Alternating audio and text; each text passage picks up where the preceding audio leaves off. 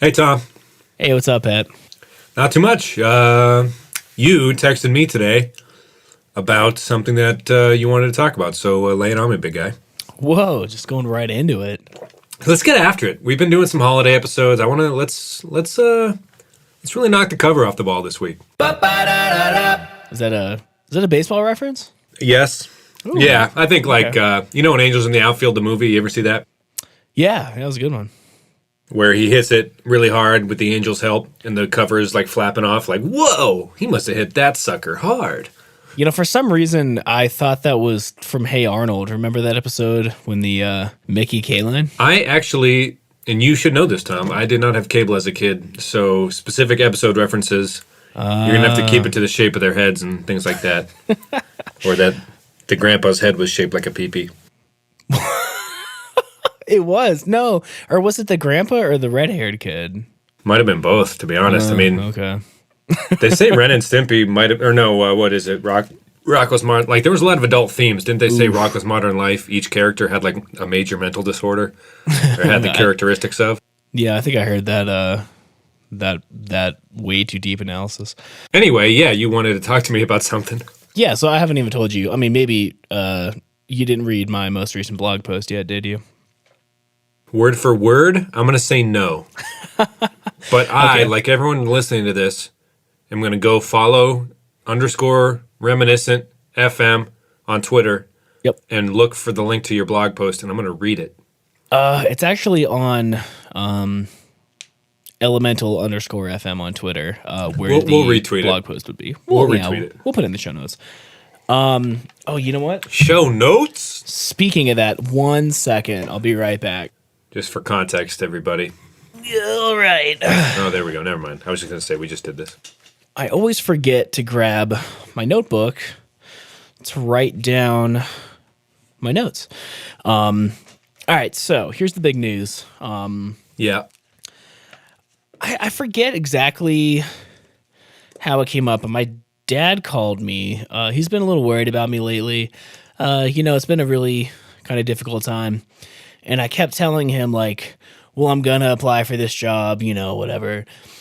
And he's always been really supportive, but he's been, as he put it, too soft on me.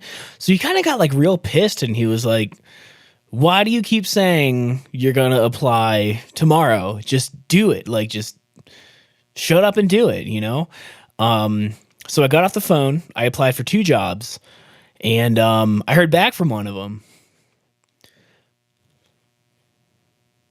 Yeah. Yeah. I'm just super excited. Like, I think I might have told you I applied a couple months ago. Well, I guess for context, you and your dad have always gotten along, right? For the listeners. Yeah. Sorry, your pause confused me because it was the most interesting part of the story to that point. You're like, and then I got a call back. Right. I'm like, yeah, and Well, that's no, great. I mean, But also, like, what details, man? Come on, I just gotta keep you on the edge of your seat here. right? I am. I've applied for a bunch of jobs, and I actually applied for this job already and was turned down within like hours of applying this. Have we talked about it on the podcast? No. Okay.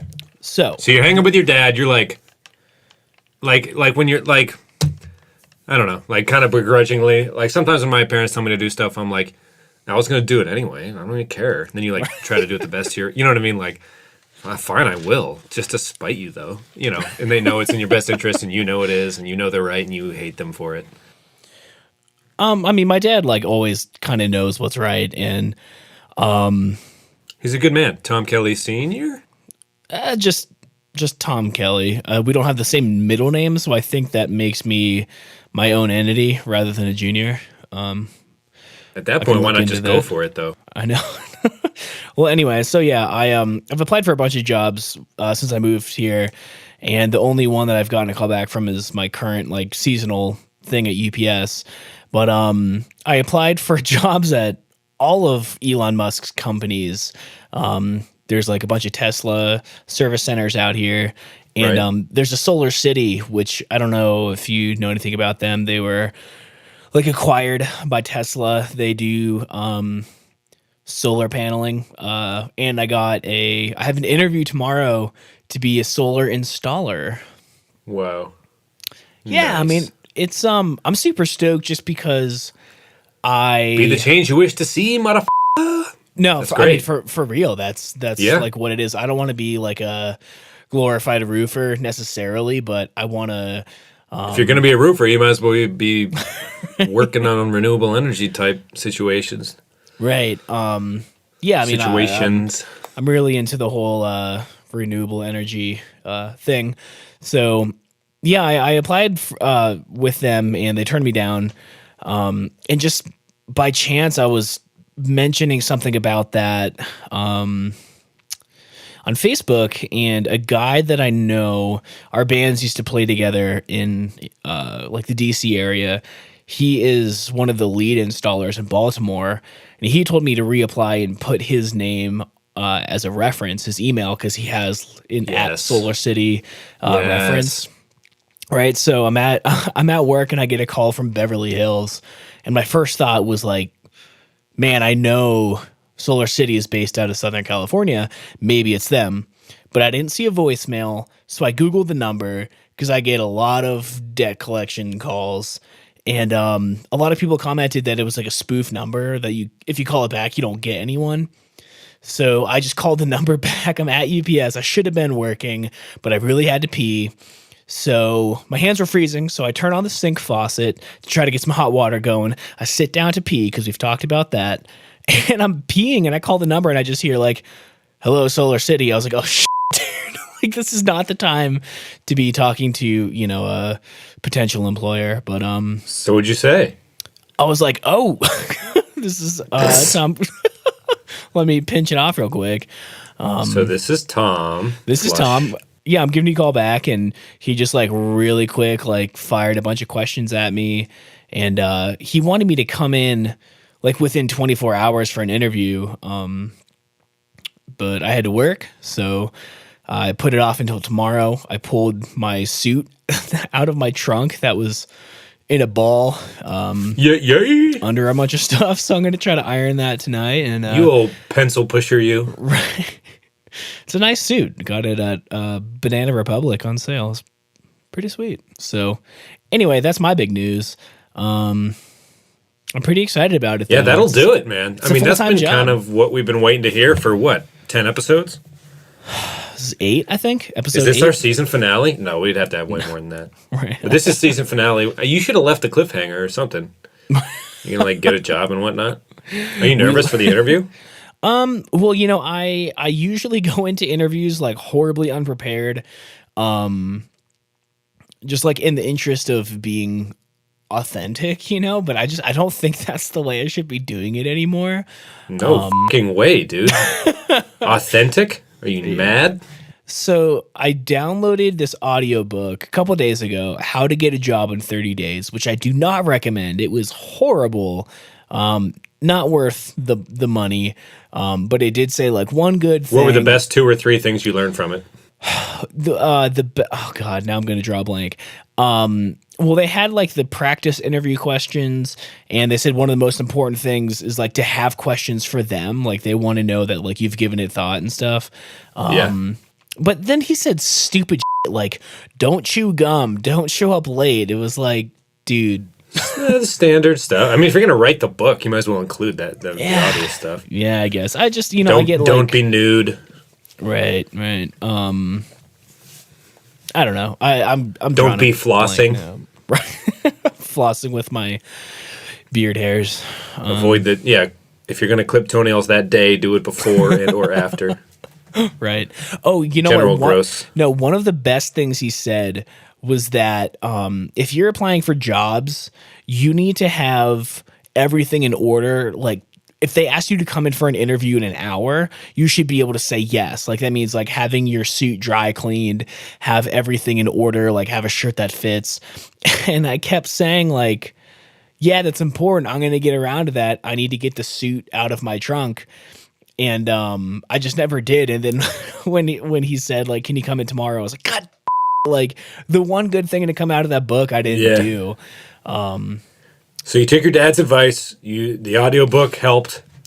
in a way.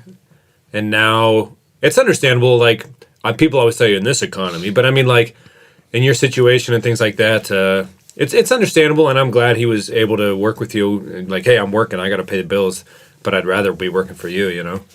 Like I'm just paying bills right now.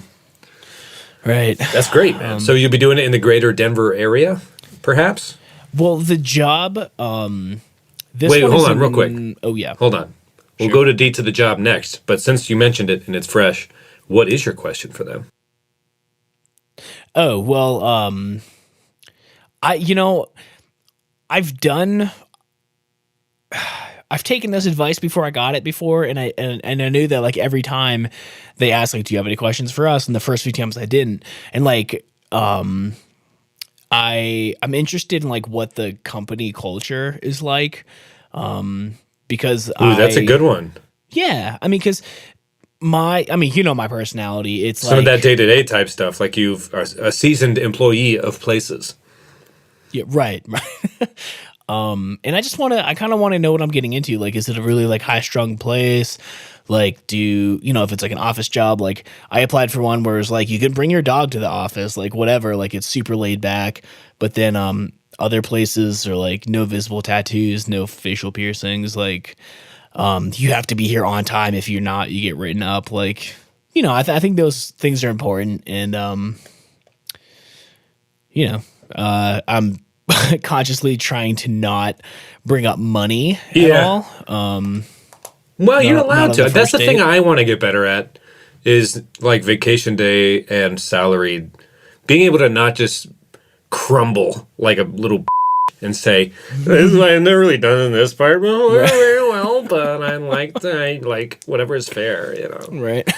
Like, can I get, just like, and pretend like you've been there before and don't act like you're fresh out of college apologizing 3 times in the same email for totally understandable questions and stuff. I like that work culture thing. That's pretty smooth, man. Yeah, because you're like, hey, man, I moved to Denver. I'm doing this new thing. Like, if I fit in, I want to work hard for you. But if not, then, it's more of a two-way conversation instead of you just being scared, I guess. Right. So there's that. And my other question is actually my biggest concern. This is like a rough carpentry and roofing job. Like, it's not glamorous. I know that it's going to be really, really tough, but my buddy that works there, he likes it a lot.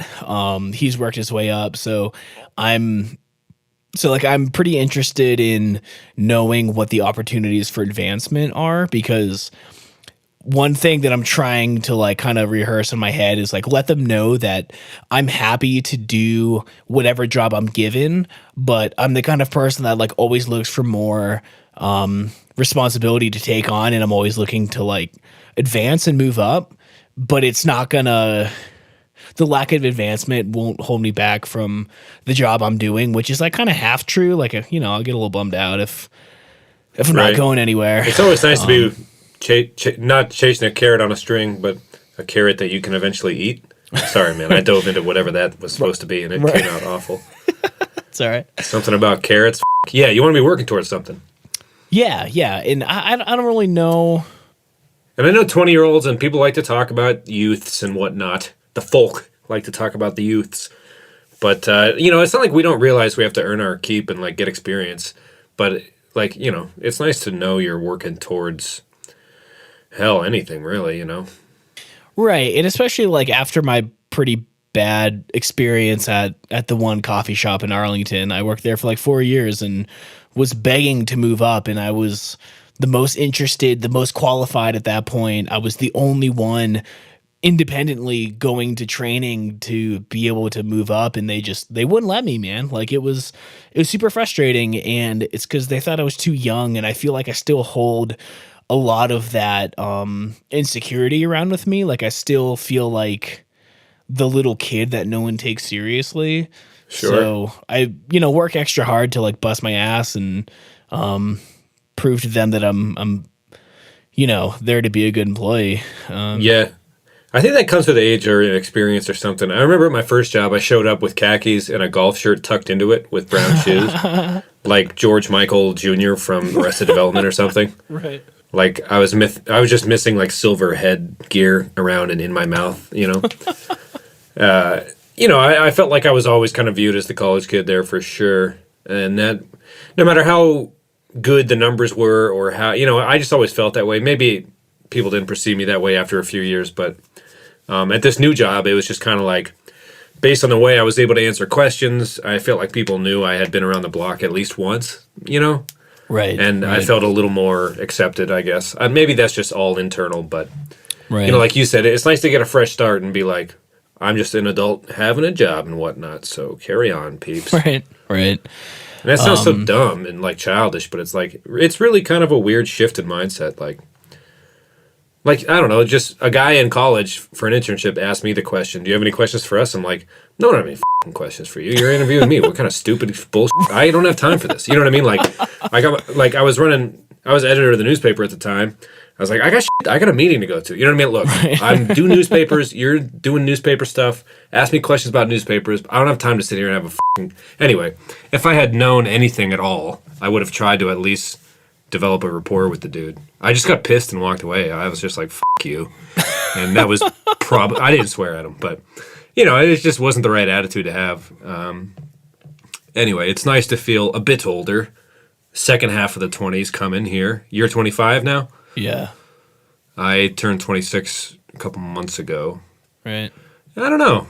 A little older, a little wiser. Yep. And it feels nice. Sometimes it feels nice. Yeah, I mean, there's definitely a lot of bullshit that goes with it, but like, God, oh, yeah. I like had ice cream for dinner the other night, and no one told me no, and that kind of rules, Yeah, I just ate bread because I usually rush home from work to do these podcasts, and my car broke down recently, as we've discussed. So I just got up walking from the bus, and I hadn't eaten dinner yet, and usually I'm eating noodles or something by the time we start recording. Right. So when you went to get your thing, I didn't even toast the bread and try to spread butter on it. I just it was like raw toast. So just putting sustenance in, and no one. I guess I'm broadcasting that now, but these are the choices I make. So just a piece of dry toast with nothing on it, or just a piece of regular bread? room temperature bread with I took a spoon because that was the utensil I had available because I was in a rush, and a little bit of butter with each bite, as if it was regular toast. Just the heat is off, I think. Wait, hold on. You said a piece of raw toast, but that's just it's like an undone piece of toast. Well, that was not the right phrasing to use by any means, but you think of a toasted piece of bread and the butter's melted on it. This is just like the components of that, the raw components of toast. There's no raw meat involved. I used the bread word. Was toasted? The bread was not toasted. So it's just bread. With butter. It's like raw toast. What are you talking about? I'm saying I didn't have time. I'm saying I got to put something in because my tummy's rumbling. We got to do the podcast. Oh, man, I'm sorry. We've been getting them out on Fridays. Traveling lately, so I feel bad. But I got to feed. I've got to eat. Man's got to eat, Tom. To be quite frank, didn't have time to whip myself up, a different type of food to eat. Well, I'm sorry, man. I know it's late. It's as we're recording, it's now 10:30 Mountain Time, which is where I am, and it's midnight 30 Eastern Standard, where you are, correct? Yep. That's got late. Mountain Time. I was in your time zone recently. Oh yeah, it's true. You were here for New Year's or the New Year. New Year's is not the right thing to say. Daylight saving time. Yeah. You were gone for longer than I anticipated. Yeah, so I've been working 6-day weeks, and ever since I got to Cleveland, it's been kind of a whirlwind with the Cavs winning, and then the RNC.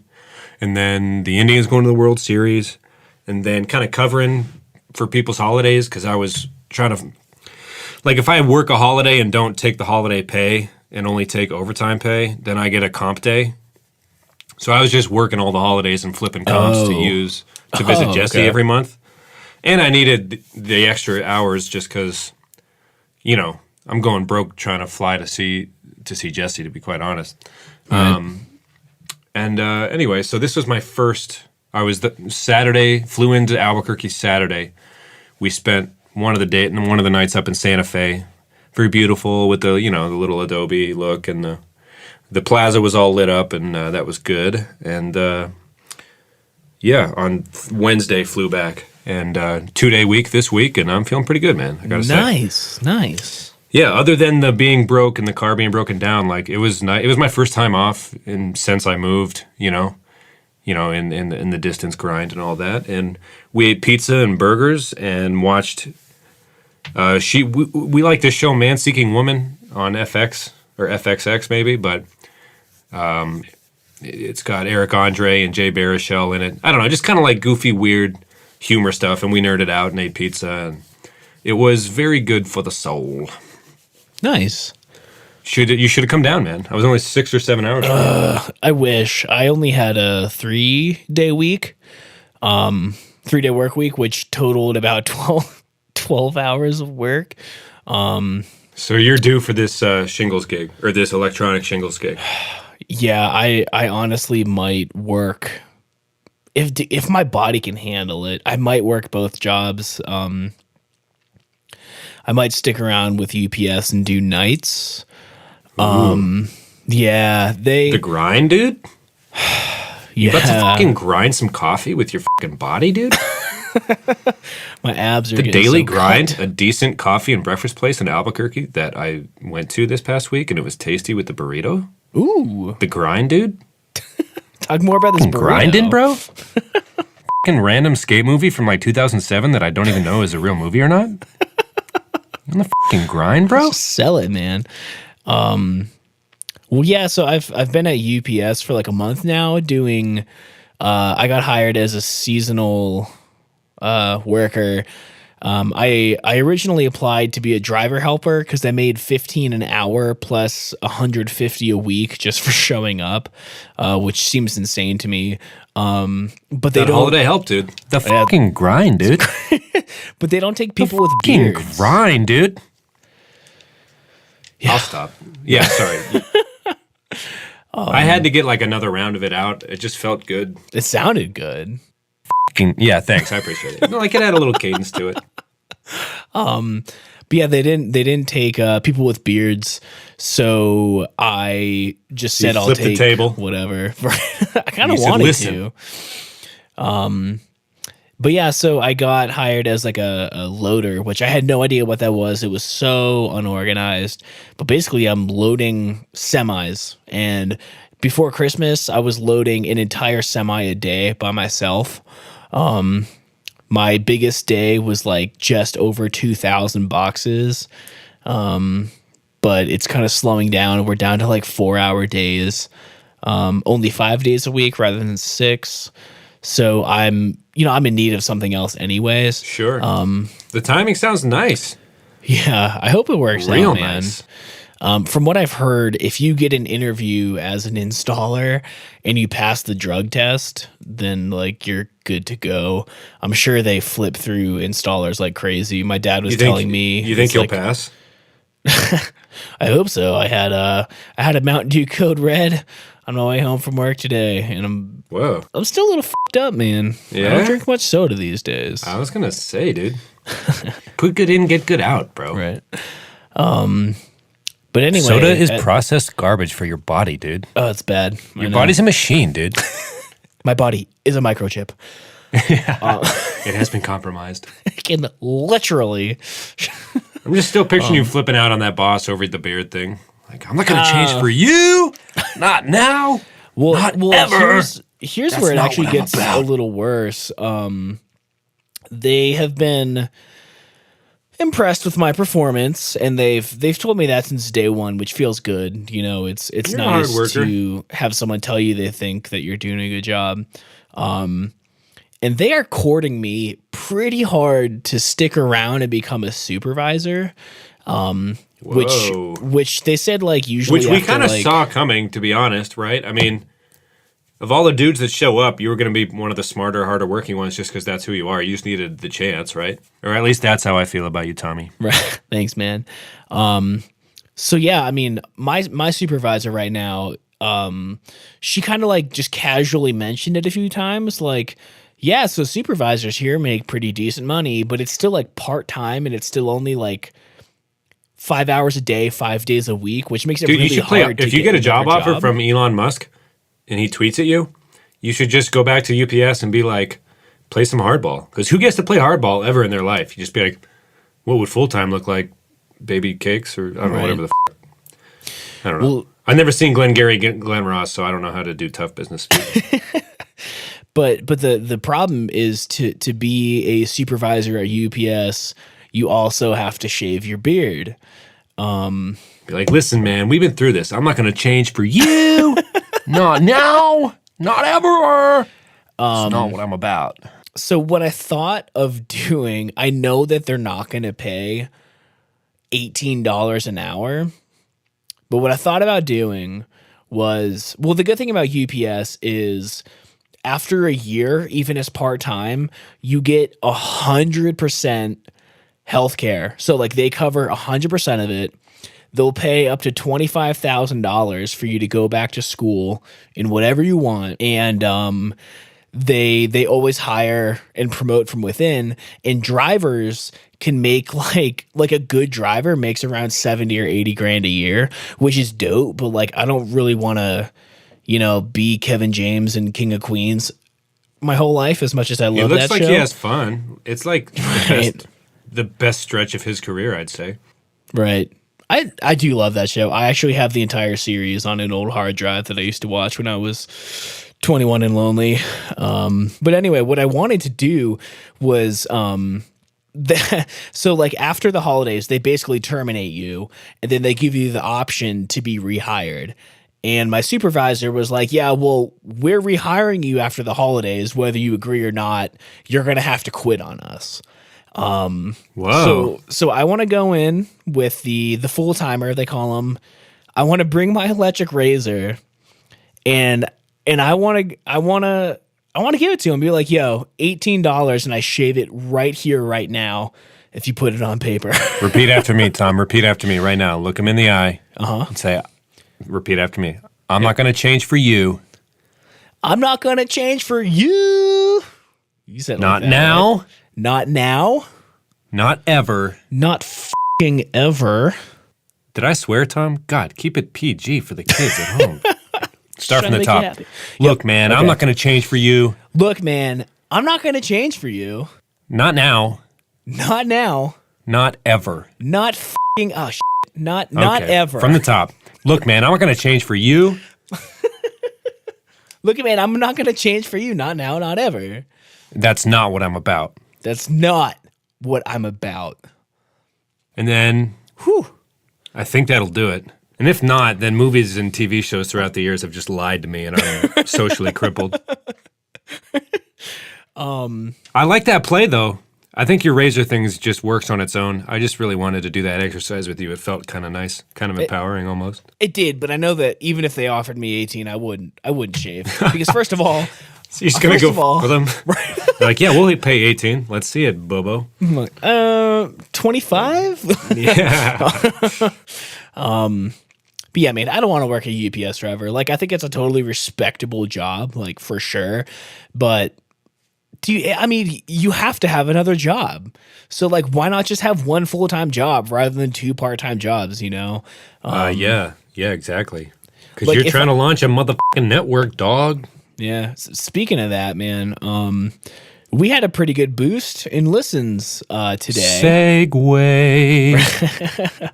And, retainer. Sorry. I don't really know, like, why people wanted to download... an episode from November so badly. I think because the Monkees were in the title and people were like into that. Yeah, we should start using SEO more in our I think any Monkees enthusiast has just been like, awesome. There's like 4 podcasts out of all the podcasts that have Monkees in the title. And that might have helped us. Maybe. Should we mention the Monkees again just to see? It has been our most, like, even in November, it was the most downloaded podcast by like a factor of 5, maybe. Okay, so you know how you've been taking lines from each podcast and making them the title? Yes. I'm going to say this, and you can choose it as the title, or you don't have to. Because All right. actually, the change stuff was actually pretty gold already, but I'm just going to give you options. Okay. Can the monkey thing work again? Oh, shit, I fucked it up. Can the monkeys thing work again? And then that's just your bite, and if you want to use it, it's your fallback. And we could use the monkeys thing and just see if there's a trend here. And then we can start playing to our audience, because right now, we've been getting a few hundred downloads on some of these episodes, and nobody's following us on Twitter, so we don't know what the hell's going on. Right. Because we plug the god Twitter handle every fucking 20 minutes. Ask you to reply, asking people, how often do you like to clean your home? Well, are you checking it? Because I haven't in a few days, to be honest with you. No. I've been pretty busy. Let me check. You liked my tweet. What's that? You liked my tweet. Well, if that's the latest, then no yeah. one's probably said anything. No notifications. So who the hell's listening? You masochistic sons of You know, hold on. Let me check because it tells you what state. Yeah, well, that's going to be a good start because we're going to give them some business and whatnot in the form of verbal lashing. We're just looking. Is it Michigan, dude? Do you know people in Michigan? No, I got riled up for a second just thinking I'd guess and be right, but then I was thinking the people of Flint have had a rough year, so I'm kind of hoping it's not Michigan because it just wouldn't feel right. We had and I think Ann Arbor's really beautiful, and I'm in Ohio right now, and there's so many Ohio State Buckeye fans, and they're just like rah rah shish kumbah, which is really good to have school spirit and whatnot, and rah rah shish kumbah is fun to say, but U of M's, I mean, if we're just calling a spade, is probably a better school, and Michigan's kind of a beautiful place. The UP and whatnot. Everyone should go watch Escanaba in the Moonlight. It's a hunting movie, but it's not like what you think. It's like funny. Jeff Daniels went back to his hometown. He's from Michigan, and it's a movie about the UP and alien encounters and things like that. Anyway, tangent. Ooh, did you find the people yet? Well, wait. Most of the Monkees episodes that were downloaded today, I believe, were from San Diego, it says. And I don't know. Going back to San Diego. I don't know anyone in San Diego. San Diego. Sorry, man. Sorry. I shouldn't have quoted Anchorman. Don't you fucking respond to that. I'll be better, guys. Now I know why you're not following us on Twitter because I'm just sorry. Not that it's a bad movie. It's just you and I should hold ourselves to a higher standard. Right. I prefer Repeating Anchorman and giggling too. lines for movies and whatnot. I'll be better. I'm sorry. But yeah, so I think I mean I don't really know. It seemed like San Diego, huh? Yeah, I mean, and that was the old episode. It seemed like one of my New Year's resolutions that we talked about last week was to start chronicling my journey through starting the network Elemental FM. If you don't know what it is, go check out the blog, www.elemental.fm/blog. And I was thinking like maybe I'll post every week, and then for the past 3 days it's been like every day, and I really enjoy it. And of course, I haven't told anyone about the network really, and the first time, we don't have any like the other shows up yet. Lots going on in the background, but I thought I would talk about it in the blog. And the very first time I tried to make anything like a little bit public to my friends and family, I posted a link to the blog saying, go here. And then everyone starts messaging me saying the link is dead. So what are you talking about? The link's dead. So I double checked it. And sure enough, the link is dead. Elemental FM is totally dead. But not only that, all of Squarespace, which is where I'm hosting the website, all of Squarespace shuts down for like, I mean, at the time, obviously, in the present. Well, hold on just a god minute here. Because if we really want this podcast to take off, and we think of all the advertisements we've ever heard on any other podcast, I just want you to think long and hard about smearing the company you're about to smear. Tread lightly, my friend. No, this is not a smear. Because this is just leaving us with MeUndies, and I don't know how much that's supposed to work. Because it's either one of the goddamn other, to be quite frank with you. Well, I haven't worn underwear in 3 years, so it can't be MeUndies either. I'll wear some MeUndies if you're listening. I'll take new undies. Always. I think that's a rule of thumb. Birthdays, Christmas, I will never be disappointed with new undies. Yeah, send me a pair, because I legitimately do not own. Try them on. See how it feels on your underwear. giblets. Just embrace change.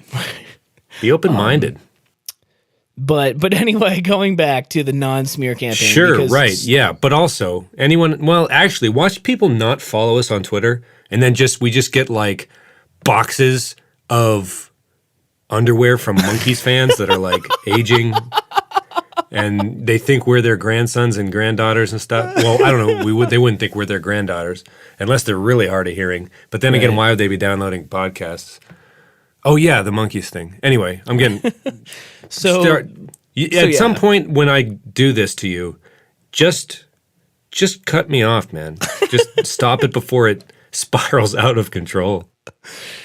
No, that's a good point. I'm not trying to smear Squarespace, because it is, man. And now I'm not trying to sell it, but I've used a couple different. It's super easy. Well, now don't be wanking them. They're not paying us yet. Well, if you're listening, we can sell it. We have the ability. Walk the line. Joaquin Phoenix, one of his career best performances. The title of that movie is Walk the Line. It's a Johnny Cash biopic, but it's also what I'm telling you to do right now, Tom. You don't need to smash them, because just in case, but you can remove the giblets from your mouth. Also, just say what you need to say about Squarespace, and All right, so here's what I'm going to say. I just thought it was... I couldn't help but laugh that my website was working when I shared the post, and legitimately the second I shared it, all of Squarespace just crashed. And, I want to believe that I drove so much traffic to it that their servers just overloaded. As far as we know, we don't know what did it. Yeah. Yeah, I don't know. I'm going to go with that. Why the hell not? But after about 20 minutes, it came back up, and people read it.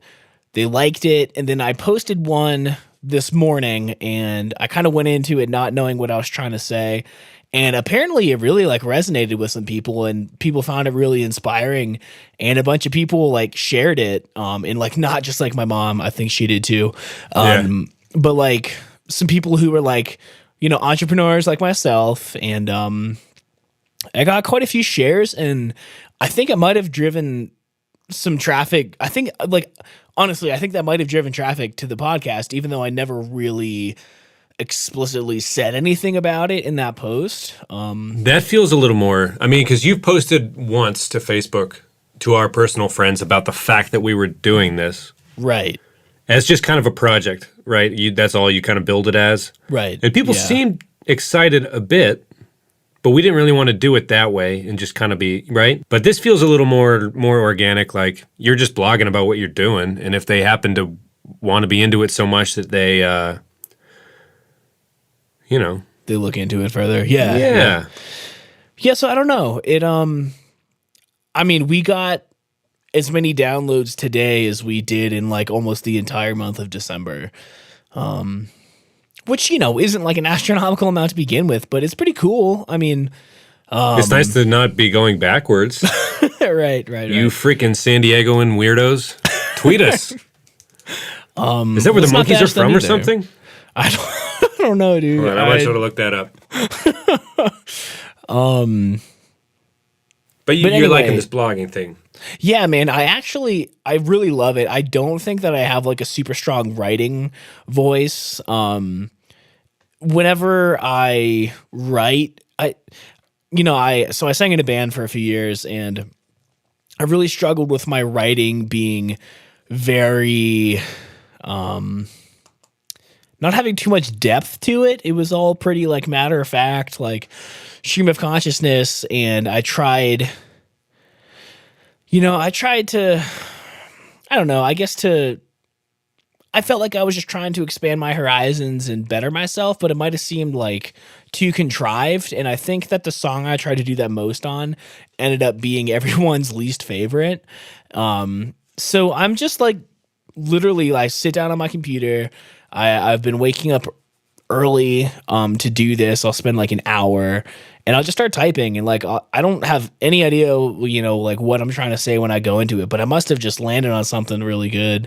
And What it takes, people say you can't just learn by not doing, finding your voice is going to take pounding it out a little bit. Right. But yeah, I mean, anyway, it's a lot of fun. And dude, I just broke my pen. Oh no. Is there ink going everywhere? How's the ink sitch? It's good. It's good. It's not my favorite pen. It's keeping it clean. Well, that's good because it is possible. Pens aren't. I mean, there's some shitty pens out in this world, and it's kind of like the bad tweezers or something, or like the bad toenail clippers. You can never find the one you got on purpose to enjoy using the item. The shitty one's always super available for some reason. Right. Like I'm looking at one of these lame, just dime a dozen blue sons of bitches for a pen. All the stuff's worn off. I got it from I don't even know. This could have been with me since like sophomore year of college. And it's probably written and been really handy, but I appreciate this pen 0%. Well, I'll tell you what, man, my favorite pen, they're never in stores. It's a Uniball Jetstream 1mm black pen with the cap, not the clicky one. It's an awesome pen. One of my like cousins gave me like $25 for Christmas last year, and I ordered... I think they're like $4 each, which is for like a consumer pen is kind of a lot. But dude, I bought. You had me at Jetstream. I bought a bunch of refills. I'm stoked on them. I got one in my hand right now. It feels great. By the way, Monkees are from. Looks like they were formed in Hollywood, but there was like a Britpop or a British element to it because there were people that were from there in it. But it looks like they were like formed in Hollywood. That's neither here nor there, although I guess it is there, closer to San Diego, as we were talking about. If so facto, another movie quote. I'll stop. I'm sorry, everybody. Just leaning on some pretty intense crutches this episode. So I'll throw it back to you, Tom, talking about your blogging and whatnot.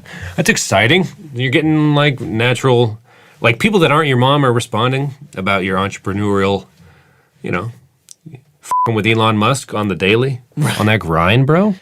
But I'm kind of worried that people are, this one was like pretty inspirational, but I think the reason why I started writing it is because I found inspiration in people who are successful telling how clueless they were at the beginning.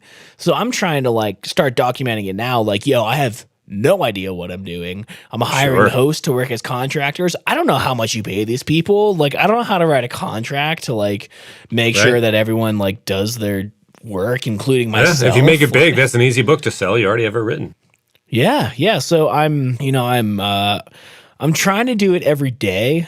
Right now my workday starts at noon, so I don't have to wake up too early, but when I started my old like podcast editing company, man, I was up at like 5 a.m. to spend an hour a day. I was working on, I was interviewing producers and publishing them to drive traffic, which is more kind of what I'm doing here with the blog. I wanted something for people to read and then just kind of organically see like, oh, this is like, like liner notes. Explain. Like in an old album sleeve, like a vinyl album, you'd have like, I don't know, just stuff from the band. Like that could put contexts to the songs that you were listening to. But this is like the liner notes of your podcast network. Right. Yeah, I mean, I guess so. Yeah, totally. And it's inspired me to reach out to producers to interview again because I enjoyed it a lot. And I've done 3 that were pretty cool that the bands actually like reposted on Tumblr, and a bunch of people like, and those people tweeted at me, saying they really liked it and like would like request upcoming albums for me to try to interview about. And, it was fun, but it was super hard work, man. And, I was just like cold emailing producers and, I think like, I was at a pretty good streak. Like 5 out of 8 responded, and 2 of them were like Grammy-winning producers. And I was like, "Hey, I have this website, and I have no readers, but I would love to interview you about this album that I like." And it was hard work, but it was fun. Well, that's how Judd Apatow got into it. He worked for a student radio station in his high school, and he would go and just cold call comedians and be like, "Hey, I want to learn what you do. Like, I know it's for a student radio thing, but..." And a lot of times, the nicer road comics that, like, "Yeah, kid, sure," and he'd get these, like, before WTF by Mark Maron was a thing, this high school radio show done by Judd Apatow. Flash forward, he's a roommate with Adam Sandler, and they're doing the young comedian thing. But you know what I mean? Like, it just started with, like, you'd be surprised. Our buddy Sam Cray, a good guitar player in Erie, Pennsylvania. Very guitar talented, player. actually. He goes to these shows regionally because Erie's, as we've mentioned, equally distant from New York and Cleveland and Buffalo.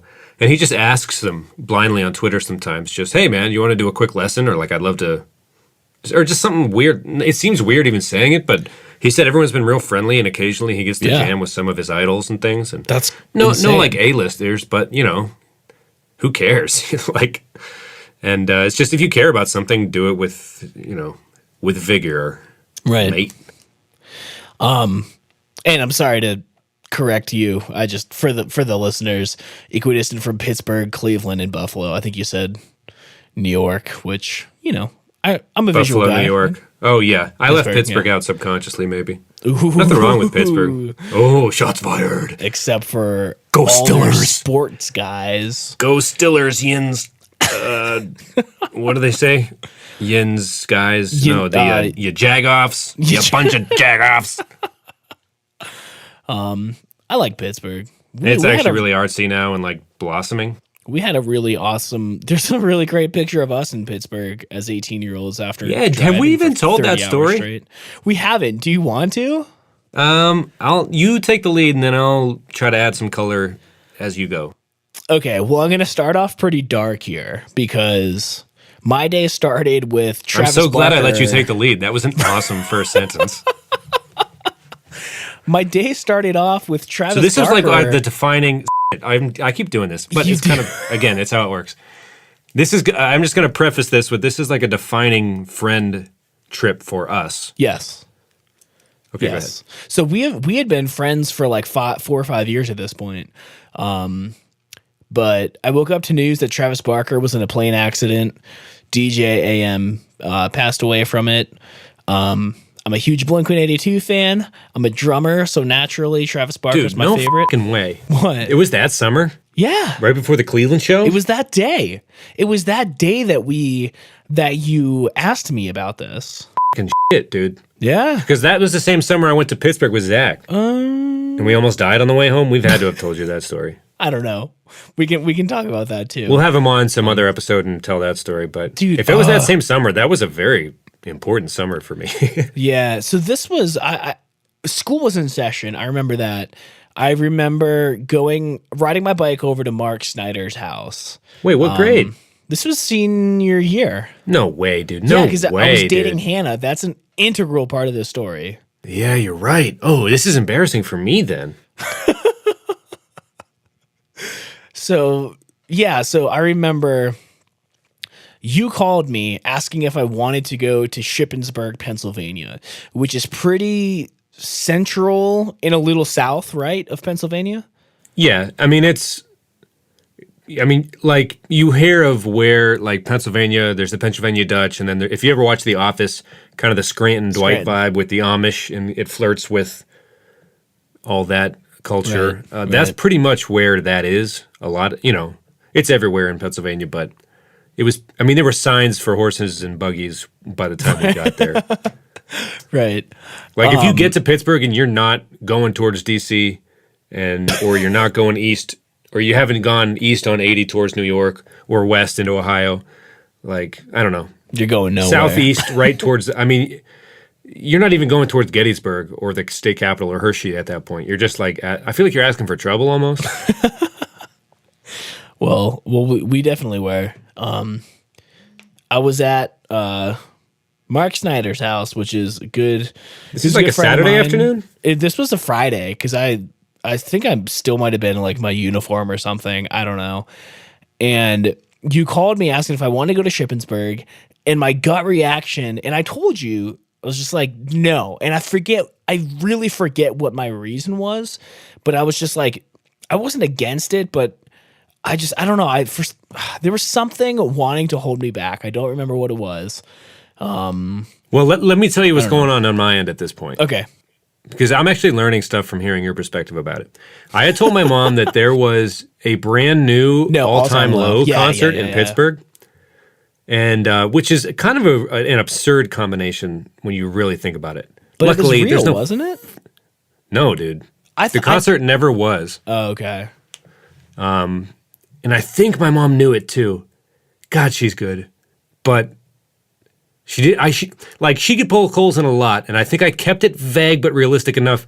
Like we had it was like a Mexican standoff or a duel or something. Like I knew how to play it so that she couldn't really have reasonable doubt, but she knew how to poke just enough holes to be wary as hell.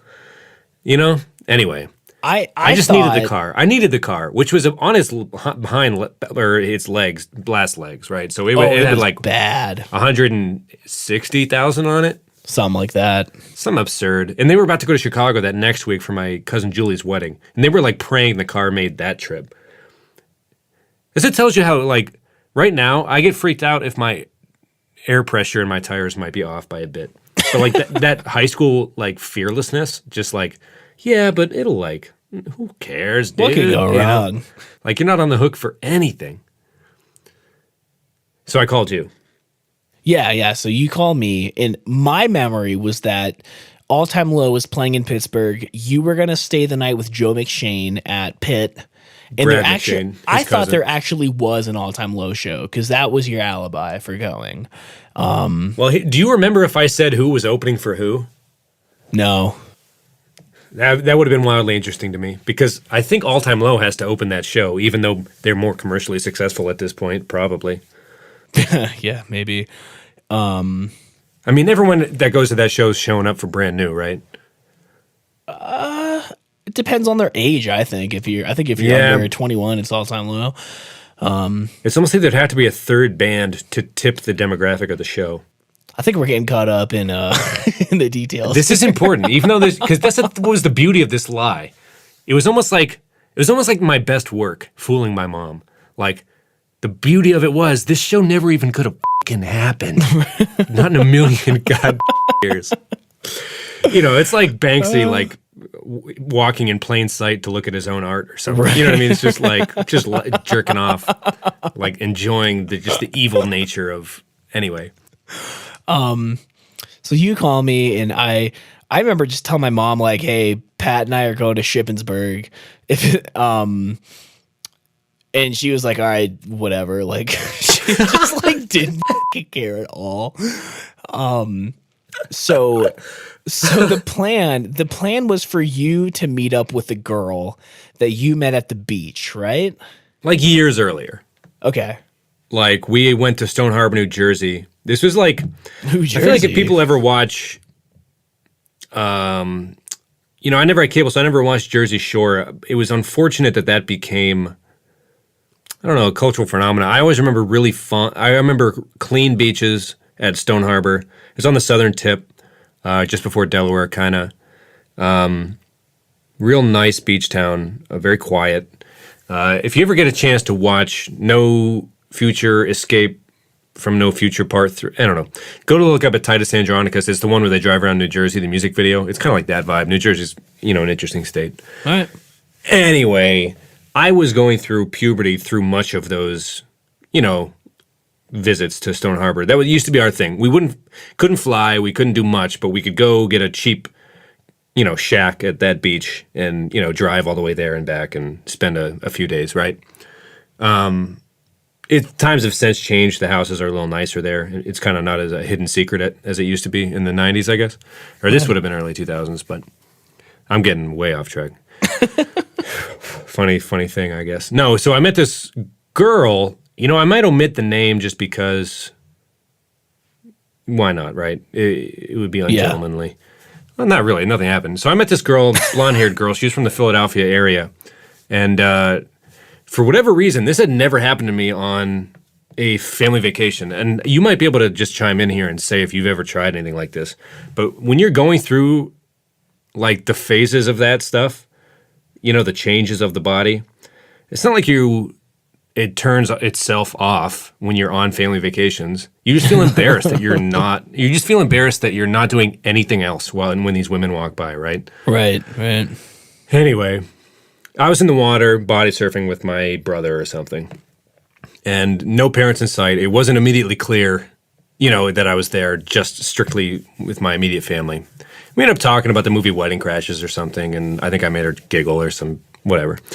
And I ended up playing cards on the beach with her later the next day. And, you know, we like hung out that week and it was like pretty cool. And back in the age of AIM, you know, before phones, obviously, and plus I was a kid when I first met her. So she told me what her AIM password was and I like ran back to the house just to write it down. You Password? Know, like, AIM username, screen name. Right. Yeah. She just gave me a password for something. Log in, baby. No, yeah, so I think I can still ring it off if I wanted to, but I won't. Anyway, we talked for like years on and off. I'd have families' weddings near the Philadelphia area, things like that, and we just couldn't hang out for this or that reason. But I realized, obviously, that was because she probably didn't want to see me. You know, we were like young teens when we first met, right? So flash forward, she's in college at Shippensburg. And I figured, what the hell? I'll throw a Hail Mary, see if I can run into her. You know, because, I don't know, we grew up in those like comedies of the early 2000s, like Euro Trip. Like, you know, there were those Hail Mary, why the hell not, road trip with your bros type super romantic ending movies. I don't know. I think I was grabbing at whatever that might have been, or maybe there was some truth to things like that. I guess in my head, I thought it might have been romantic just to swing by on a whim or something. Probably pretty creepy. Not necessarily creepy, just like f***ing why, you know, like, anyway. So that's kind of the backstory of why I wanted to see this girl. We've been talking for years. It was almost like a catfish thing, but we met at first, so it's not like that at all. Anyway, we had met once, got along, you know, and then I'm waiting for you to pick this back up because I'm getting lost in my own nostalgia here. No worries, man. But I needed a co-pilot for sure because I wasn't going to be able to drive all that way alone. Right. So this was back when I still had a Motorola Razr. There's a good picture of this with my scene kid hair.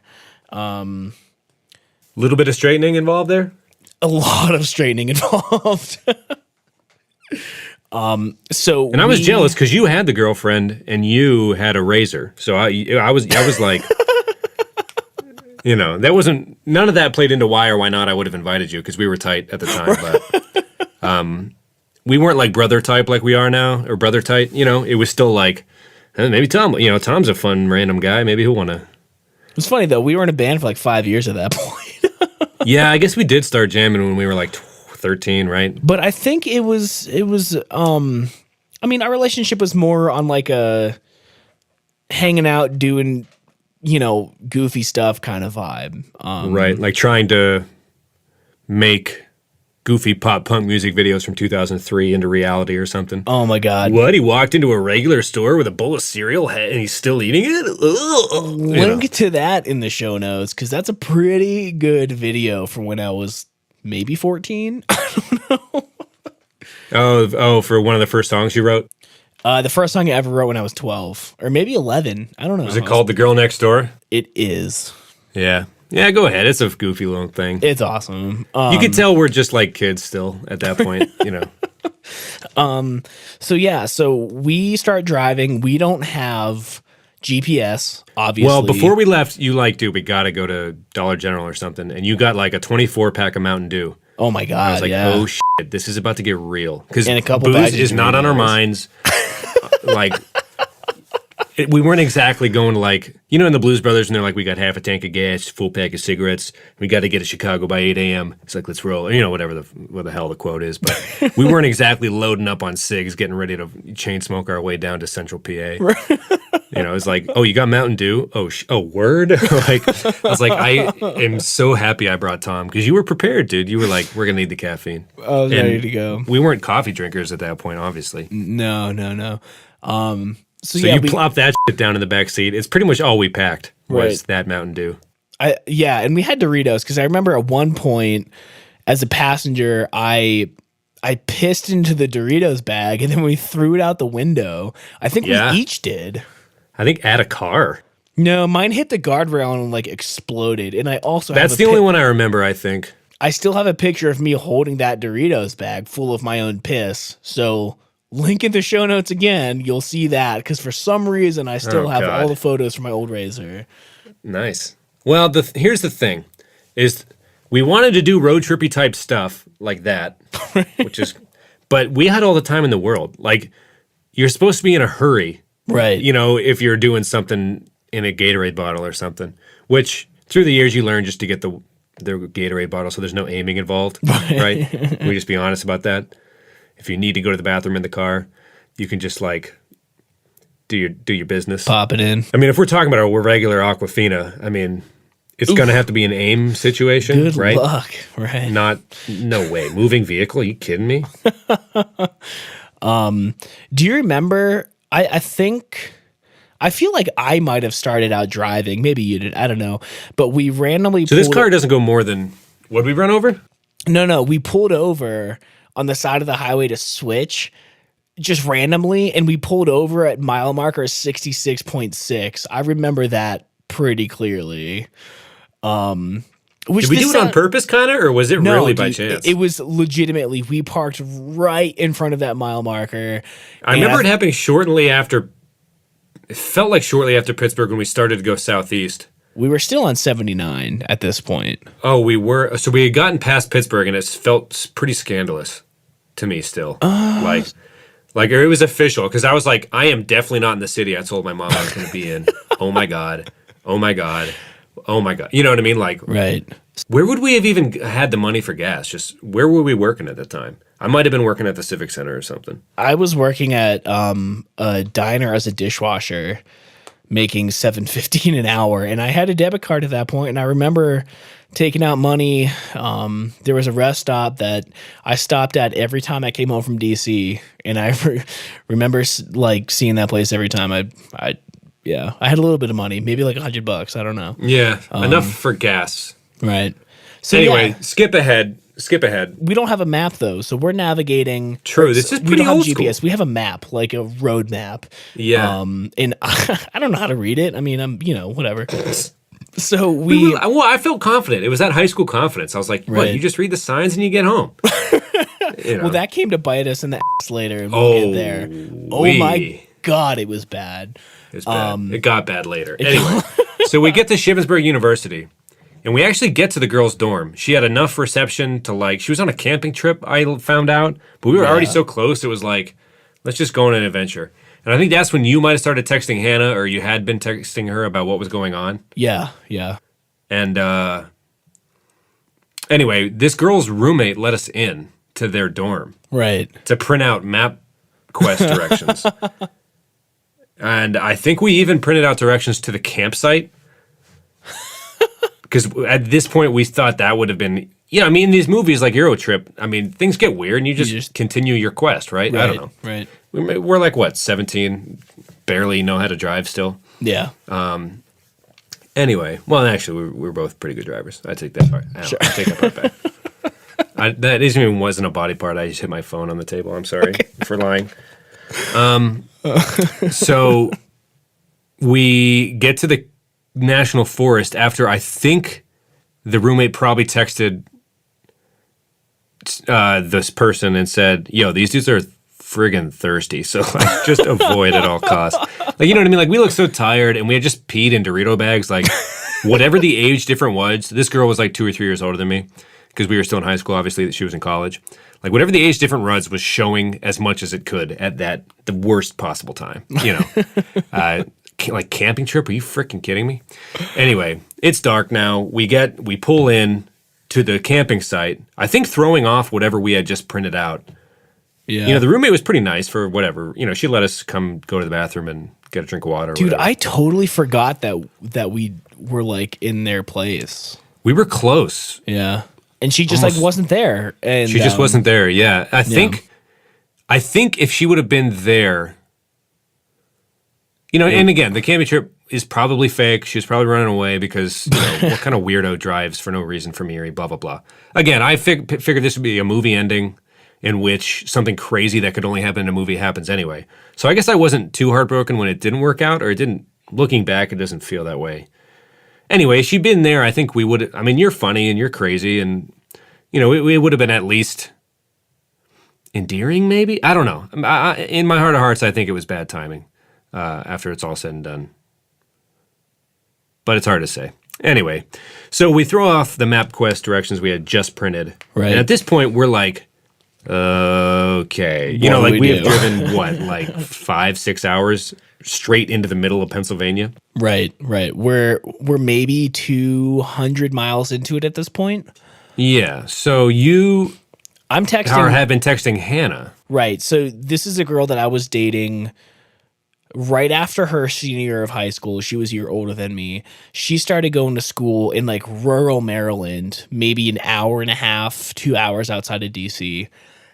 So South of DC. Right. So I remember being nervous to ask you because I knew that it was your car. You're the one lying to your mom about where the we are. Yeah, it took a pretty interesting turn at that point because this was early Saturday morning at this point, I think, hours-wise. It was still pretty late. Yeah, because it was dark. We had left after school Friday. I remember when you asked it was very high school. Like the vibe of the trip changed because then you were the guy that was going to meet up with a girl that trip. You know what I mean? I was like, I drove all this way to deliver you on a date to a girl. You know, at the time, I also thought she was cute. I'll admit it. She was. She had it going. And I was like, shit, I'm delivering Tom to Hannah over the course of 400, you know. Anyway, we're in the middle of freaking nowhere, Pennsylvania, in Shippensburg, passing buggies on the side of the road, Amish horse and buggies.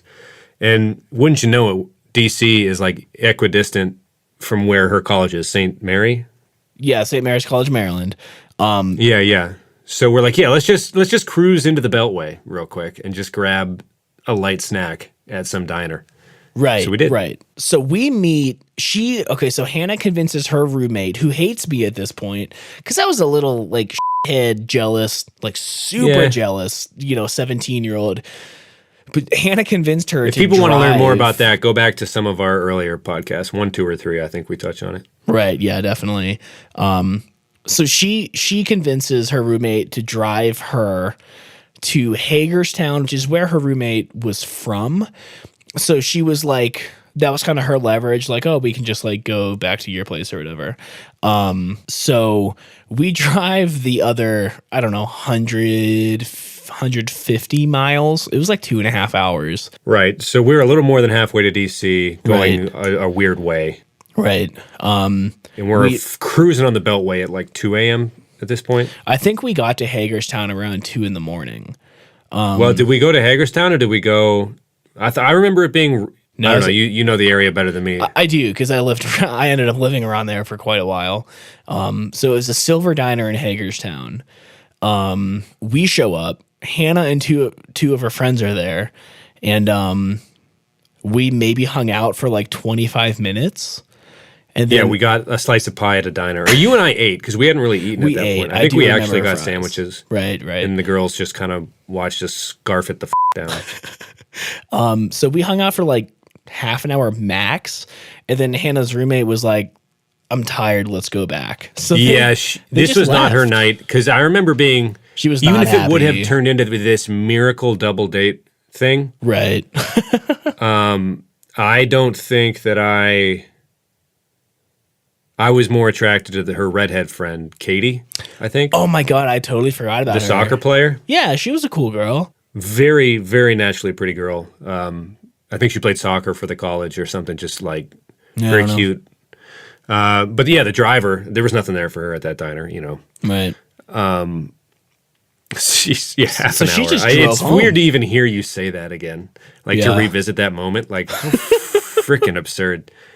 And at this point, I'm not exactly hugely pleased either because, you know, I don't know. Like, I know I'm not going to, like, I'm 17. I'm not, like, ready. Even if Hannah's friends, who were sophisticated and in college at this point, were ready to, you know, be Bangarang? physical or something after a party or I don't know.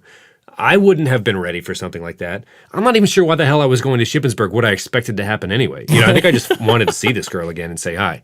You know, like I was in no position to like try to woo somebody into, oh God, I don't even know. You know what I mean? Like sex was so not even on the realm of, Right. which thinking Yeah. back, like why the hell?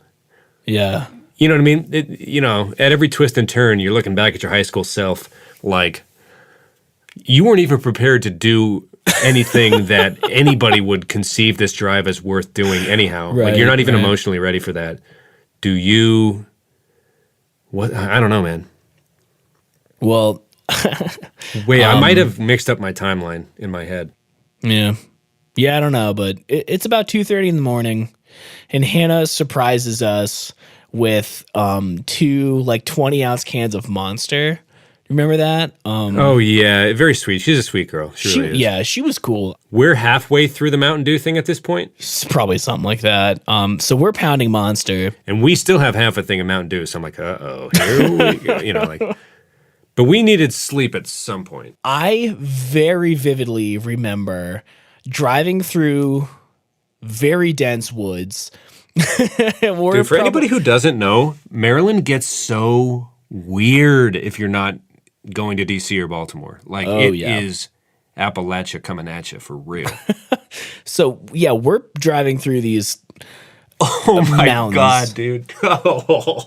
Sorry. Okay.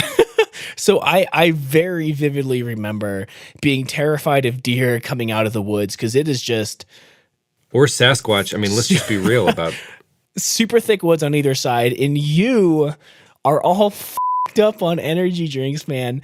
You have your hands on the wheel, and you are headbanging to probably Blink-182 so hard you're not even looking at the road. Like we're like swerving all over the place. I used to like try to air drum while driving when I was first learning how to drive. Too many close calls with that stuff. Yeah, It's that weird, fearless BS. I know, man. Well, I have to tell you, when Zach comes on one of these episodes, we'll tell you that same summer we went to Pittsburgh. Please.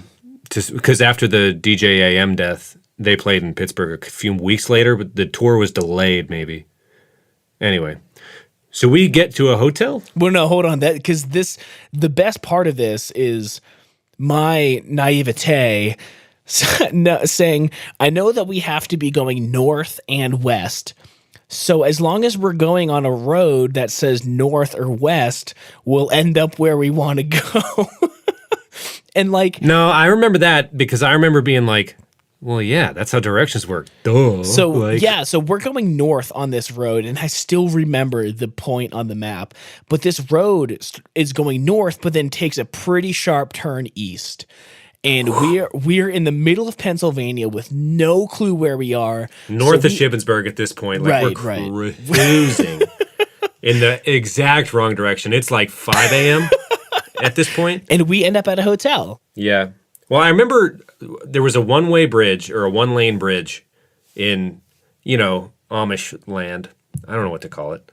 But, you know, we go over it, and then it felt like a roller coaster almost. Like it was this very small wooded highway, and it was just bumpy, woo. You know, it felt like a roller coaster to me. And we were probably going way too fast on it, but it was fun, and who the hell else was out at that time of night? Yeah, anyway, we end up trying to get back to an interstate. We must have been doing a decent job if we ended up at a hotel. Right, yeah, but it was still kind of like backwoodsy. Yes, it was a Holiday Inn, I think, though. You might be right. But we go in the front Well, desk we needed lady, sleep. Even if we found the interstate, we couldn't. It would have been irresponsible to keep driving. Right. Like caffeine, we were crashing. I do remember sleeping in the car for 45 minutes because the sun started rising and I woke up. And at that point, we go into the hotel because internet on your phone, you know, clearly isn't a thing. So we ask where the fuck we are, because like we lost track on this map. Like we had no idea. Yeah, the whole if we go up and to the left thing, we'll be right. Right. So this lady says that we've been going east for like quite a while. A while. And if the timeline doesn't seem right, that we left after school Friday and it's 5 a.m. now. I mean, Saturday. Did we stay over in Pittsburgh? No, on the way back, we stopped. Right, but overnight somewhere? No. You sure? I'm positive. Then we might have left on Saturday, man. I remember getting back on a Sunday almost. It doesn't really Okay, matter. well, we left Saturday morning. It was a 24-hour trip? I think so. Well, so we'll get back to it, yeah. So we're at this hotel, and this lady says, Wait, did we sleep again after that? No, we only slept for like 45 minutes this entire trip. Why did we do... Okay. So we asked the lady for directions. She says we've been going east for a long time, and we get to this point in the highway where it comes to like a very sharp angled triangle.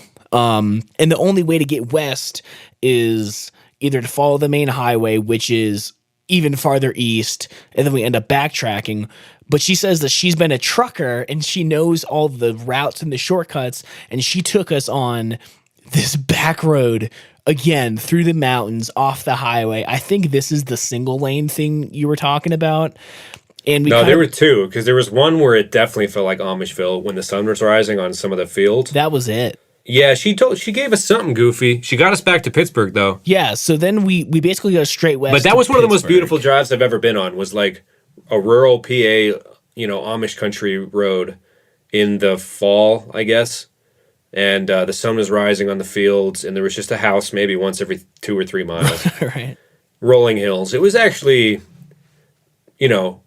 pretty solid. In terms of a trip where I went to go do something pretty specific, right, I guess, and that didn't occur. That sunrise was nice. One to remember. It was good. You were sleeping, I think. You got a little sleep. I think I made you drive from Pittsburgh home because you had gotten some sleep, I think, that morning after the trucker gave us directions. Possibly. My memory is that the two of us only slept at the same time for that little bit, but I mean, you could be right. Who knows? You might have just been closing your eyes. I just remember having a quiet moment with that sunrise a little bit.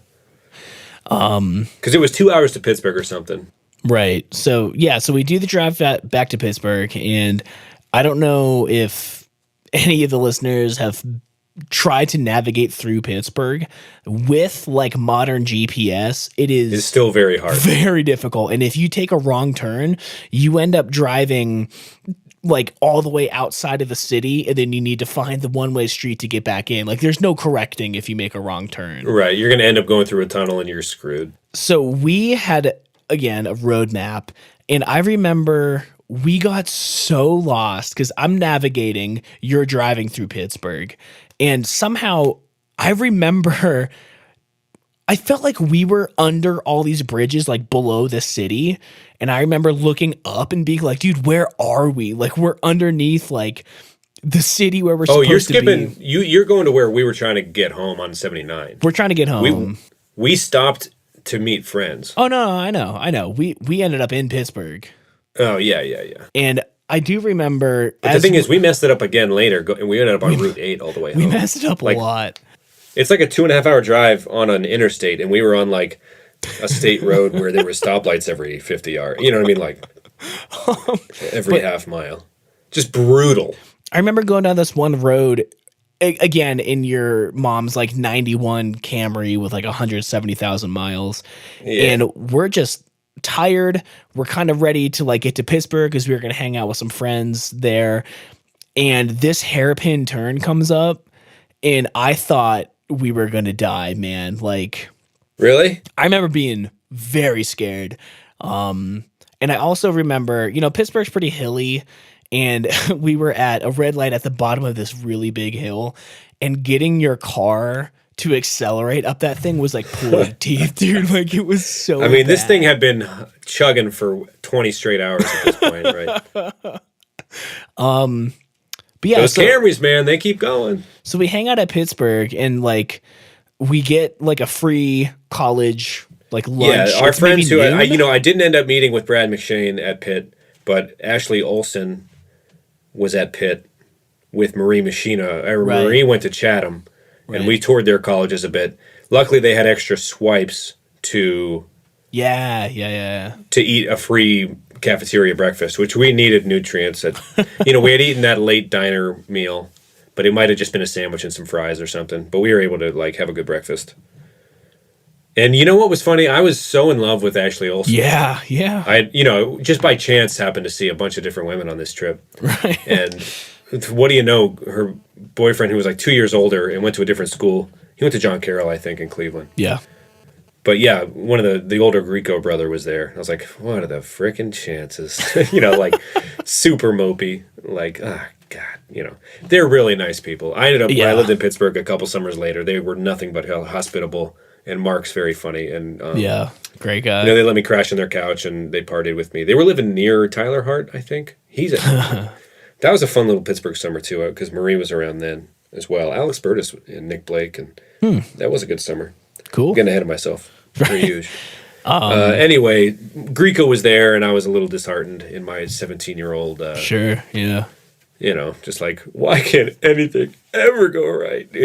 Because that would have been like the, not like a double date, but like me and Hannah, you and Ashley, like Hannah and Ashley were best friends. We were like best friends at that point. It would have been, Well, like and you and Hannah, I feel like when you got together, it was like nothing. You like jokingly sat on her lap one time in a music room and all of a sudden you were dating. I was like, how the hell did that happen? And, I'm making Ashley laugh or like, you know what I mean? Like, I thought we had so much in common. I thought we were on that path, because her boyfriend was at college at the time when we were both in high school together, like a year prior. Right. I was like, I don't know. Later I found out that, they're married now. And wait, Ashley and Mark? Oh, yeah. Or engaged to be married, at least. Way, dude, way. Wow.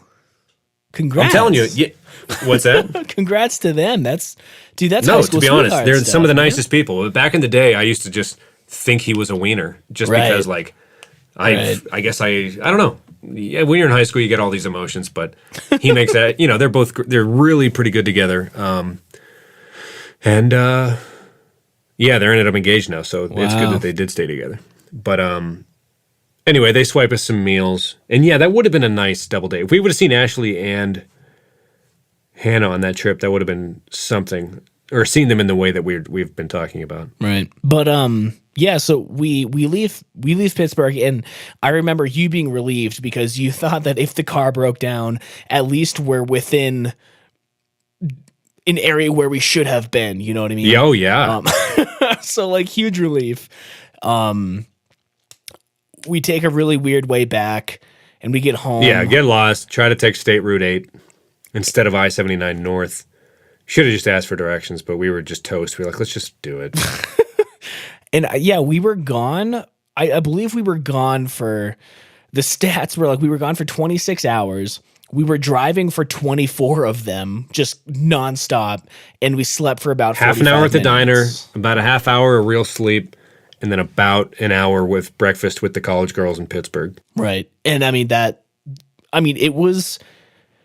Well, no, it might have been 23 out of 26 because we'd spent an hour moping around in Shippensburg trying to track down. True. Anyway, not to poke holes in your theory, but still it was absurd. Well, just for fun, I'm going to make, in the show notes, I'm going to make a map of our journey. I'm going to show, as best I can, the route we took and about what times we got places. Just for fun. It'll be fun for me to see that. Yeah. I think there's a good, put that picture of us on Chatham University's campus with the brick road. Yeah. Oh, I got it. I was wearing my University of Maryland t-shirt I got when I toured there. Huh. Which is kind of, if you look at the photo, now I'm realizing that now, it's the Fear the Turtle shirt because they're the Terrapins. Oh, okay. Anyway, the fact that we just basically went on every inch of state road they have that, I was wearing my maroon A Graceful shirt, which was a Christian metalcore band. And I had my skinny jeans rolled up into man prees. Like I so vividly, I think Marie took that picture because I was on the phone with Hannah telling her like what all happened. And do you want, obviously you know this side of the story better. Do you want to talk about what happened when we got home? Yeah, real quick though, you were talking about the Christian metalcore bands. What was that eerie band that Tyler James was the front man of? Still Frame Sky. Still Frame Sky, dude. The best. That, oh man, I remember catching myself in the middle of one of those shows, and their catchy songs were good, but their kind of They more got down. preachy ones were a little. Oh, I was yeah. like, what just happened? You know, they'd be getting after it, playing decent music. You know, And then just give a rocking out. sermon. Yeah. Yeah, and then it'd be like, you know, well, probably arguably their best song. The chorus was pretty religious. Yeah. Anyway, it doesn't matter. I thought they had a hit. One of their non-religious songs, I thought it was a true radio hit. Oh yeah.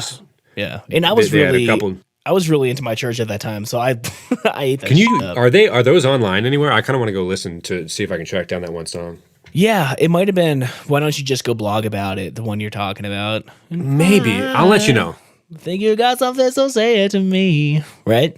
Yeah, I don't think that's it. I'll let you know. Okay. Something about a day or something like. There was only you have 4 on your iPod. Something about a day. Oh, that was their old EP. Back when it What was that one? Back when it was literally just Tyler James. Like, Yeah. if you give me a second, I can edit out the silence here. I can. Find Yeah, on look my it up, phone. dude. Okay, so was it Memories? No, No. Over You. I don't know. Oh God. Can I listen to them online real quick somewhere? Day? Oh, one day at a time. And we'll take it one day at a time. We'll Dude, put that it song back fucking together rips, just to dude. Have it fall apart. Oh no. Oh, yeah, baby girl. Yeah. Yeah. Dude, that no. song is a hit. It's snappy as anything. Maybe I'll hit up Tyler and see if we can play that song at the end of the episode. Yeah, dude. And we'll take it one day at a time, and we'll put it all together just to watch it fall apart. Oh no. Yeah. Yeah, dude. no, And they it's were kind of good, telling man. about the trip too, like, you know, take it one day at a time. Anyway, I get home. They see the mileage. It's wildly clear what just happened. I look exhausted. We drove It looks like I've just been pissing in- 900 miles in like a day. Right. And I had already not, you know, I was going to Iroquois homecoming the next week. Wait, I keep saying this was a wild summer for me, but this was happening during the school year. Right, yeah. It must have been earlier in the year about the DJ, the Blink-182 tour or something. It was, yeah. So, yeah. It's weird how your mind clumps certain... Anyway, I'm way off on half this stuff anyway. You know, it becomes like a fishing tale after a while, you know. Right. Like, anyway, yeah, they know. But the thing is, I was supposed to get Iroquois homecoming with Kevin and Mark that next weekend. And so I'd have the house to myself, and I wasn't going to my cousin Julie's wedding in Chicago the next weekend because they were worried about the car because they didn't even think it was going to make that trip, et cetera, Right, like we right. told at the beginning of the story. So they are mad, yes, correct. But we got home on a Sunday night. I think we left on a Saturday, truth be told. And yeah, I mean, I went to school all that next week. You know, they were upset. They didn't really yell. They weren't big yellers. And then they went to Julie's wedding, and I still got to stay. Nothing happened. I think that's kind of like my brother and sister were just weird. Like, they were like, what the hell? You know, this was like ultimate betrayal of trust. Like I said, I seeded hints throughout the work, the body of the lie itself. An all-time low brand new show would never actually occur. And I never got in trouble for it to this day. Well, and again, I say man, to this day like it could happen tomorrow, like if my mom discovers the hidden clue in the National Treasure sequel or something. I is this true or not, or is my mind making things up? A couple of years later, I think I found out that your mom, like you told your mom that I had like kind of pressured you into the whole situation, and that like totally understandably that it was blamed on me, like the entire thing. So your mom was kind of like not down with me for a little bit. Is that true, or am I making that up? Dude, unless somebody told you that and felt very strongly, I don't think so at all. Really? She knew I was a conniving, but you could argue a very opportunistic entrepreneurial spirit who took it, you know, who was trying to create a good memory for he and his buddy. You know, you could call it charisma. You could call it just lying to your parents and being disobedient. You could call it a lot of things. I don't think I threw her under the bus because I don't think she would have believed me. Gotcha. You know what I mean? Like, I think she knows I'm not the type of guy that would have knowing, like, I think if I'm just being honest with myself, if you would have been like, hey, can I get a ride to DC tonight to see my girlfriend for half an hour? I would have said, like, I probably would have been like, you know what? I think, I would have not gone, Right. Would I have gone if it was you telling me we're going on a random road trip? I don't even know that I would have, Tom, if I'm being real honest. Right. Although we were pretty spontaneous back then. I think I might have gone for the trip. Right. But I don't think if it was my wheel. Like, if it was your wheels and you were like, hop in, it would have been, I would have said yes, maybe. Well, that's why I did, because I do remember you pushed the issue very hard, and it took me almost a whole day to agree. And I think that's what happened on Friday. You just, that's right. You asked me Saturday morning. You were like, I think I can still pull this off. I don't remember why I was against it. Like, that just doesn't, I don't know. Because it makes no sense. Really and nervous. It was actually one of the greatest things that's ever happened to us. Not the greatest, but it was just such an interesting road trip. Starting with the sign that read 666 and all that. I think that, in addition to the 3 weekends that you spent with me and Zach in DC, will be some of the best memories of my life. Like, I'm getting chills what is right it now with thinking you about and it. not having a lot of sleep and being in the DC area? We had. We'll have so Zach much on to fun. tell some of these tales next time. Yeah. Hell, Aaron's been involved in some of them. I wanted to get a quick Aaron shout out before we wrap this thing up. Yeah, Aaron, we still love you. We'll get him on. Love you, baby. I do remember Four Under Par, our old band, having band practice, and Aaron showed up and grilled us all hamburgers while we were practicing. Like, he was our fucking fan, dude. Like, he was not a roadie all the time, but he would just kind of be around and just be pumped. I think he actually liked our music too. I don't think it was ironically either. I think right. He was just a good friend. Guy, like one of those dudes where you almost have trouble believing they're so pure of heart, but they are every time you meet them. Like, if they're never off, then that just must be how they act. He's like, wow, you're just really good soul. We'll have to have him on or something. That'd be cool. But it is getting late over here in the Eastern coastal time periods. So right, and I'm probably going to be up for another 2 or 3 hours, comping it together so I can have it published by noon and get to my interview on time. Well, this was fun, man. I'm surprised we hadn't tell that story. Let's try to get Zach on soon. And if not, everyone out there listening, you San Diego and weirdos, we love you. But head on over to twitter.com and go to @_reminiscent FM and give us a follow. And it was the best lie you ever almost got away with for your parents or something. Tell us your goofy stories. We'll read some on the next episode if you're down to interact. If not, you droves of 60, 70 people who keep downloading our third episode, maybe you're not into this whole interaction thing, but, hit us up @_reminiscent FM. And we look to keep in touch, and another episode next week. I guess that's kind of the schedule at this point, huh? Yeah. We'll be back, next Friday at noon. So this is the one where we tell the story of our greatest road trip together. This is the most reminiscent episode. This actually is the pinnacle of the reminiscence, for sure. Reminiscent episode. Yeah. God damn it, I can't and it's not say like I'm we're so just name dropping either. It was actually a decent little tale, I think. Definitely. This is. And I didn't even get in trouble for it. Right. That's a lesson to teach your kids. Just. I remember just telling my mom, we ended up in DC, and she was like, "Oh, cool." Whatever. Yeah, your mom must have had better things to do that weekend for sure. She didn't even call to check in or anything. She just right. Whatever. Yeah, seriously. No, I was a pretty good kid, other than a couple parties I threw, and maybe, I don't know, the adventurous spirit, I think, kept me in good graces. Anyway, I was generally a good kid. It was just a couple big time having fun, high school style, hanging out with my buds. Right. Anyway. It was a great memory. It was a good time. Yeah, good stuff. I think it was a huge experience for us as friends because I think up until that point, it was always... we were faced with some pretty real adversity there, Right. Because you don't know who's going to pop out of those goddamn woods. Yeah, I have a legit fear of Sasquatch, and I'm not even trying to make you laugh. I'm glad you were there with me to experience it. Me too, man. I appreciate the fact that you did come. That probably goes without saying, but you were down to, Rough Riders for Life, my fake biker club. I don't even have a bike. Rough Riders for Life, tap the chest twice. You know, like when you kind of do a rolling stop at a stop sign was when I think I first started saying that. Like, whoa. You know, like only kind of breaking general driving agreed upon nuances. Like, or whatever. Anyway, yeah, Rough Riders for Life, and that was good. And it was good, and I'm glad it played out the way it did, mostly because I didn't get in trouble. and it made for a great episode, so...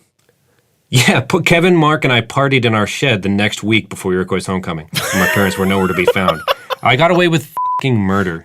Like, I still feel like I haven't given my true penance for that. Oh, God. I never did anything wrong as a kid. Oh, God. Anyway. It's sad. Till next time? Yeah, dude, for sure. All right. I'll talk Love to you, you buddy. next week. Love you, man. Ba ba ba ba ba ba ba.